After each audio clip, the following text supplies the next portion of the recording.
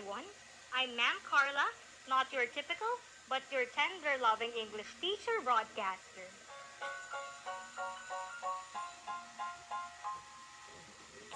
For today, you will learn about the different materials and how we can gather information, get and check its sources, whether they are valid and reliable. Are you ready for this? Fly in and join the fun in learning English. Do you know where to find information if you are asked to research about the life of our national hero, Dr. Sepi Rizal? Very good. History books. What about if we're looking for a meaning of a difficult word? What's the best source for this? Great. A dictionary. And if we're watching a documentary film, can we consider this as a good source of information? Why or why not? Cool! A documentary film is also a good source of information, and we can learn a lot from it. Today, we will study about where to get information from various sources in everyday life. Information, as available data everywhere, can be found in different platforms and means, such as news reports, speeches, informative talks and panel discussions, among others. Getting information will basically expose you not only in full of information, but should also help you identify which details are factual and not. As a starter, let's try answering our first activity. I want you to identify if each source of information is considered primary, secondary, or tertiary. Number 1, encyclopedia. 2, interview with a politician. 3, State of the Nation address. 4, indices. 5, bibliography. 6, history of Tayabas. 7, court hearing. 8, references. 9, EDSA People Power photo. And number 10, biography. Now, let's see if you got them right. Number 1, encyclopedia is tertiary. 2, interview with a politician, primary. 3, State of the Nation address, primary. 4, indices is tertiary. 5, bibliography, tertiary. 6, history of Tayabas, tertiary. 7, court hearing, primary. 8, references, tertiary. 9, EDSA People Power photo is primary. And 10, biography, secondary. There are various sources of information that you may use in finding significant details and data that can be used in your daily life. Sources of information may be classified as to primary, secondary, and tertiary sources. Information presented in a source is helpful in classifying information. Let's see one. First, primary sources. Sources of information are classified as primary if they are authentic information. These are information written at a certain time of period of research. Primary sources vary depending on the context. Sources are speeches, video recordings. Secondary sources.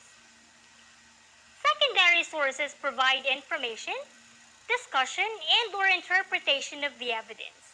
These are also information written by authors who do not personally witness the event or action. Definition of secondary sources vary depending on the contexts and/or disciplines. Examples of secondary sources are commentaries, critics, evaluations, histories, journals or magazines that are not portraying information from eyewitnesses. And tertiary sources. Tertiary sources serve as a collection of primary and secondary sources. Examples of tertiary sources are bibliographies, directories, dictionary, almanac, abstracts, indices, encyclopedia, and databases. Again, they are primary, secondary, and tertiary sources. In using the information gathered, whether they are primary, secondary, and tertiary sources, remember these 6 characteristics that they should have. First, accuracy. Information should be reliable, useful, free from flaws, and of high quality. Second, completeness. Information should provide all needed details, and it should be able to answer the WH questions, such as what, who, when, where, why, and how. Third, timeliness. Information should be up to date. Fourth, consistency. Information should be consistent for it to be considered accurate and useful. Fifth, relevant. Information should suit the demand, needs, and interests of the readers. Distinct. Is everything clear? Great! This time, let's have learning task number 4 on page 8 of your module. Let's read Bliss Abraham Lincoln's The Gettysburg Address. Then answer the questions that follow. Write your answers in your notebook. 7 years ago, our fathers brought forth on this continent a new nation, conceived in liberty, and dedicated to the proposition that all men are created equal. Now we are engaged in a great civil war, testing whether that nation, or any nation so conceived and so dedicated, can long endure. We are met on a great battlefield of that war. We have come to dedicate a portion of that field as a final resting for those who here gave their lives that that nation might live. It is altogether fitting and proper that we should do this. But, in a larger sense, we cannot dedicate, we cannot consecrate, we cannot hallow this ground. The brave men, living and dead, who struggled here, have consecrated it far above our poor power to add or detract. The world will little note nor long remember what we say here, but it can never forget what they did here. It is us for the living, rather, to be dedicated here to the unfinished work which they who fought here have thus far so nobly advanced. It is rather for us to be here dedicated to the great task remaining before us, that from these honored dead we take increased devotion to that cause for which they give the last full measure of devotion.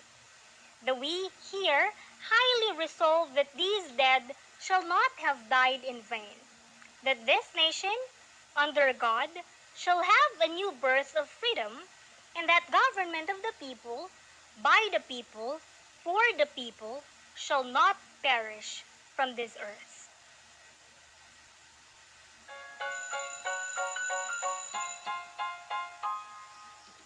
First question. Is the information primary, secondary, or tertiary? Explain.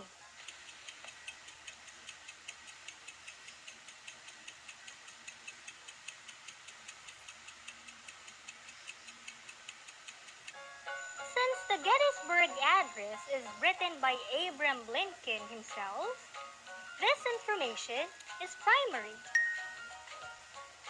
Question 2. How many years do 7 years mean?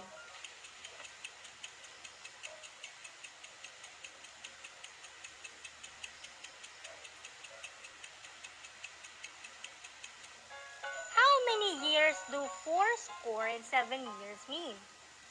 1 score is equivalent to 20 years, times 4 is 80.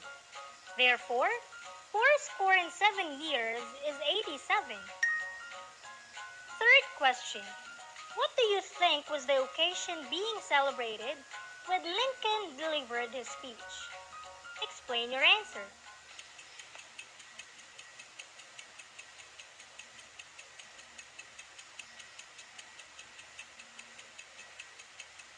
What do you think was the occasion being celebrated when Lincoln delivered his speech? Lincoln's speech commemorates soldiers of the Civil War. Remember, there are various sources of information that you may use in finding significant details and data. Sources of information may be classified as to primary, secondary, and tertiary sources. The context of information presented in a source is helpful in classifying information. For your assignment, kindly answer learning task number 6 on page 9 of your self-learning module. Learning English may be difficult at first, but if you put your heart in it, you will surely love it. Again, this is Mom Carla at your service.